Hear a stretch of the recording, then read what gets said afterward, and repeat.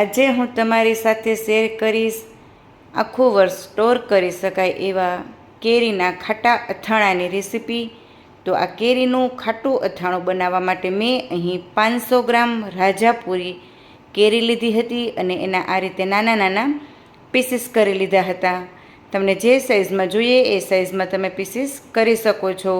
હવે ત્યારબાદ હું એમાં નમક એડ કરીશ, હળદર એડ કરીશ અને બંને એડ કર્યા બાદ હું વ્યવસ્થિત મિક્સ કરી લઈશ અને મિક્સ થઈ ગયા બાદ એને હું એક પ્લેટ ઢાંકીને એક રાત માટે એટલે કે 24 કલાક સુધી પલળવા દઈશ। એટલે જે કેરી છે એ સરસ સોફ્ટ થઈ જશે અને હળદર મીઠું બંને કેરીમાં ચડી જશે। હવે હળદર મીઠું સરસ વ્યવસ્થિત મિક્સ થઈ ગયું છે અને પ્લેટ ઢાંકીને હું એને રાખી દઈશ। હવે 24 કલાક થઈ જતાં કેરી સરસ પલળી પણ ગઈ છે અને એકદમ સોફ્ટ પણ થઈ ગઈ છે। હવે ત્યારે હું એના ચારણીમાં નિતારી કોટનના ટુકડામાં 5 થી 7 કલાક માટે પંખા વગર સુકાવા દઈશ। કેરી આપણી સુકાય ત્યાં સુધીમાં અથાણાનો બોરો વઘારી લેશું।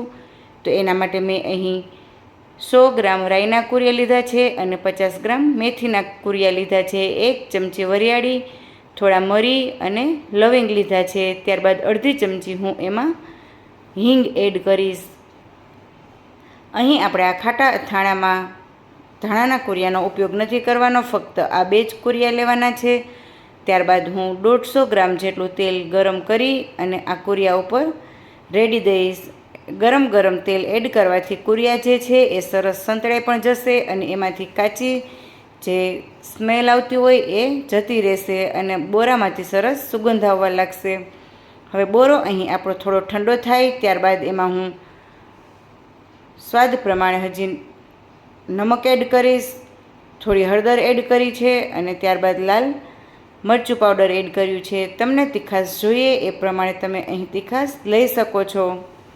હવે આ બધું જ વ્યવસ્થિત મિક્સ કર્યા બાદ એમાં હું કેરી એડ કરી દઈશ, જેને 5 થી 7 કલાક થઈ ગઈ છે અને કેરી એકદમ સરસ ડ્રાય થઈ ગઈ છે। આ રીતે તમે એને પ્રેસ કરશો તો એમાં તમને બિલકુલ પાણીનો ભાગ નહીં દેખાય, એટલી ડ્રાય થાય ત્યારે જ એને આ બોરામાં એડ કરવાની છે।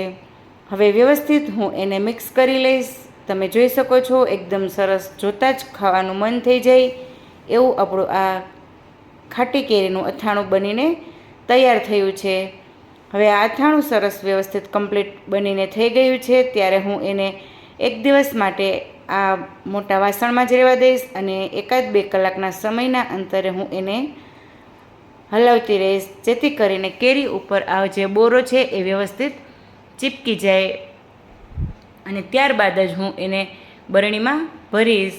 હવે અથાણું મિક્સ કર્યું એને 24 કલાક એટલે કે 1 દિવસનો સમય થઈ ગયો છે, 1 દિવસ અને 1 રાતનો। તમે જોઈ શકો છો અથાણું એકદમ સરસ મિક્સ થઈ ગયું છે અને મસાલો પણ સરસ કેરીમાં ચીપકી ગયો છે। હવે ત્યારે હું એને એક બરણીમાં ભરી અને એને આખું વર્ષ માટે સ્ટોર કરી લઈશ।